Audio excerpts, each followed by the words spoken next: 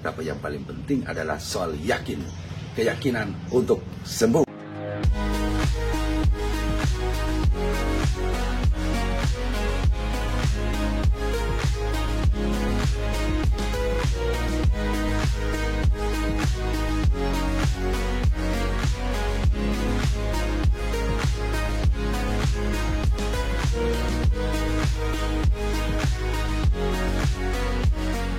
Halo kawan-kawanku sesahara, pagi hari ini saya mau bagikan satu cerita lagi kepada teman-teman ya. Ada satu cerita dari kampung saya. Jadi ada satu perahu yang berisi 4 orang yang berlayar dari pulau saya itu ke pulau sebelahnya. Tapi memang pulau sebelahnya itu agak jauh teman-teman ya. Jadi di tengah jalan ternyata mereka ini dihajar badai. Hajar badai, tenggelam. Beberapa hari kemudian dari ke-4 orang, 3 yang langsung diketemukan. Ternyata ada 1 orang ibu yang dicari-cari sudah sekian lama nggak ketemu-ketemu. Nanti pada hari ke-23 dia ternyata diketemukan di satu pulau, terdampar di satu pulau dalam kondisi yang lemah, sangat kritis ya. Tapi dia masih hidup ya. Dibawa ke rumah sakit, dirawat beberapa hari. Setelah dia pulih ya, mulai pelan-pelan pulih, ditanya kenapa dia bisa bertahan. Dia bilang bahwa dia hanya punya satu keinginan, punya satu keyakinan bahwa dia harus semangat, harus tetap bertahan. Nah, dengan keyakinan itu dia bisa bertahan dan dia hidup, teman-teman ya. Jadi sebenarnya keyakinan itu sangat kuat bagi kita. Kalau kita betul-betul yakin untuk selamat, untuk bisa sehat kembali, nah keyakinan itu akan menuntun kita, membawa kita untuk ke arah yang lebih baik. Nah sebenarnya satu cerita ini teman-teman ya, saya hubungkan dengan satu cerita tentang penyakit namanya osteoartritis. Ibu ini, yang lupa saya cerita, ibu ini tadinya gemuk teman-teman. Dalam 23 hari berat badannya turun drastis karena tidak makan. Ini sebenarnya cerita yang ekstrim. Cerita ini sebenarnya cerita ekstrim dalam hal untuk menurunkan berat badan.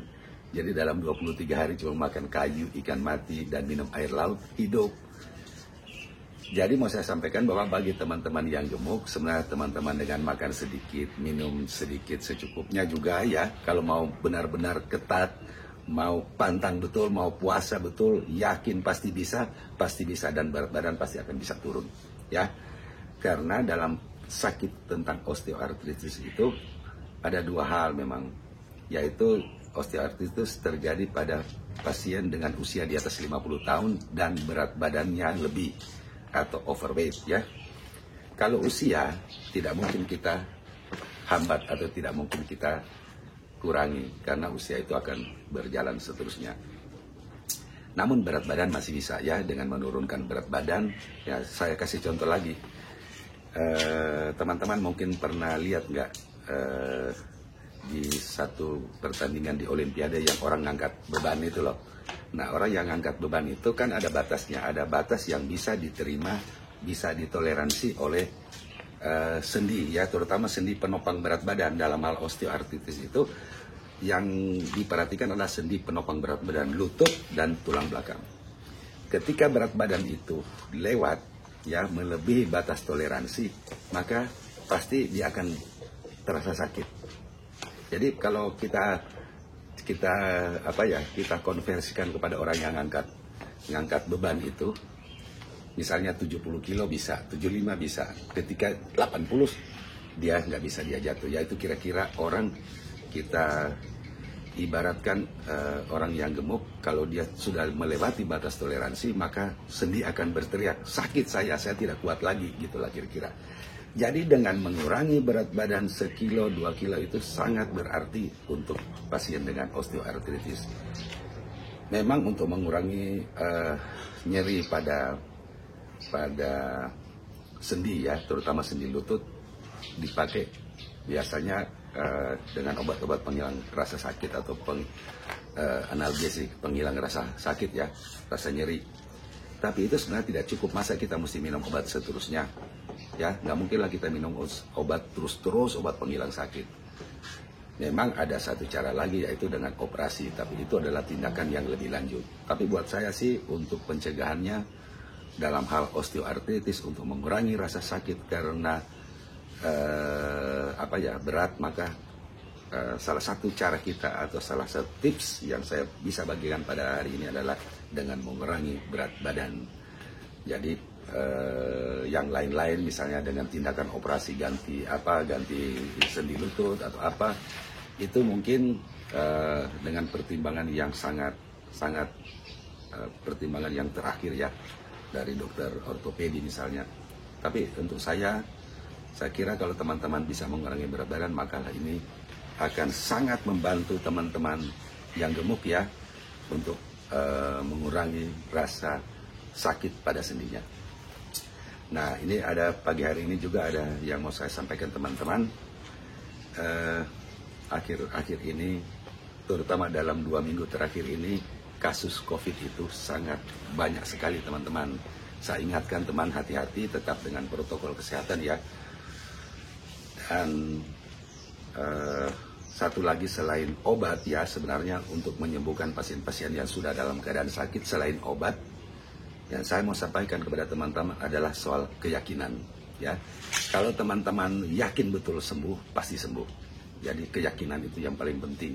Selain obat ya, keyakinan itu sangat penting. Contoh misalnya gini, misalnya teman-teman lagi sedang dirawat ya, teman-teman cobalah berusaha bangkit ya, bagi pasien-pasien yang belum begitu berat ya, bukan di tempat yang seperti di ICU atau ya pasien-pasien ya boleh dikatakan masih punya sedikit kekuatan kemampuan untuk bisa berdiri. Contoh misalnya ke toilet, nggak perlu misalnya kalau kuat ya nggak perlu harus dibantu orang ya. Itu salah satu keyakinan bahwa dengan melakukan hal seperti itu menyatakan bahwa teman-teman punya keyakinan bisa, dan teman-teman harus berusaha tetap semangat untuk yakin tetap bisa, tetap sembuh. Jadi selain obat yang kita pakai adalah soal keyakinan.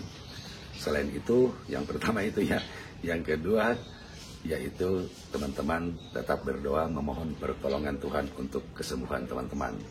Selain itu berdoa untuk semua masyarakat kita yang saat ini yang lagi dalam kondisi yang sangat tidak baik atau banyak orang yang kena. Saya banyak ditelepon dari teman-teman, dari keluarga, dari pasien-pasien saya yang tidak bisa bertahan lagi di rumah karena ya saya anjurkan untuk dirawat di rumah sakit. Tapi yang paling penting adalah soal keyakinan untuk sembuh ya.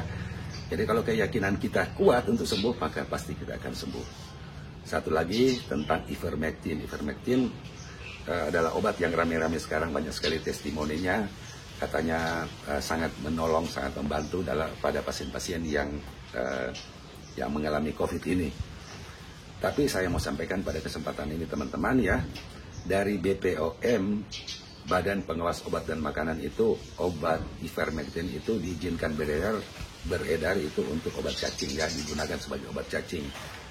Begitu juga dari Kemenkes, saya kira juga jadi sekarang ini belum bisa diambil suatu keputusan ivermectin itu digunakan, karena memang obat itu dibuat itu adalah obat cacing ya. Teman-teman tahu ya, obat ivermectin itu obat cacing, teman perlu tahu. Walaupun banyak sekali testimoni terutama dari Amerika, dari India, dari Australia ya, banyak yang testimoni mengatakan bahwa ivermectin ini sangat membantu dalam pengobatan COVID. Tapi teman-teman, kalau saya sebagai dokter, saya tetap mengikuti jalur saya dari Kementerian Kesehatan, dari teman-teman dokter ya, bahwa sampai saat ini belum ada keputusan yang pas, yang tepat, yang harus kita buat atau kita izinkan untuk ivermectin ini dikonsumsi oleh masyarakat yang mengalami COVID, ataupun untuk orang-orang yang ingin menggunakan ivermectin untuk sebagai obat pencegahan. Walaupun testimoninya ada, cuma penelitian tentang itu kan belum begitu banyak. Apalagi COVID ini belum begitu lama sebenarnya. Jadi sebenarnya dengan berjalannya waktu dalam jangka yang cukup panjang, dengan orang melakukan penelitian, nah itu baru penelitiannya bisa dianggap penelitian yang eligible ya, penelitian yang bagus. Jadi kalau baru beberapa lama terus orang bilang bahwa ini sangat baik, kayak dulu-dulu dibilang obat ini ternyata ini bisa begini. Itu selalu harus melalui proses penelitian ya, penelitian. Saya kira itu teman-teman. Sekali lagi saya katakan kepada teman-teman tetap semangat walaupun dalam kondisi kita yang sangat terpuruk, sangat tidak baik saat ini. Tetap semangat, tetap dengan protokol kesehatan ya, tetap pakai masker, cuci tangan, jaga jarak, jauhi kerumunan. Kita tetap dengan itu karena virulensi dari COVID ini sangat virulen ya. Benar-benar banyak sekali yang sakit teman-teman ya. Jadi hati-hati teman-teman, tetap dengan protokol. Dan kalau bagi teman-teman yang sudah mengalami COVID atau sedang sakit di rumah, tetap semangat karena keyakinan tentang keyakinan sembuh itu jauh lebih penting dari minum obat. Ya, itu aja dari saya. Teman-teman ikuti, saksikan terus di Sahara.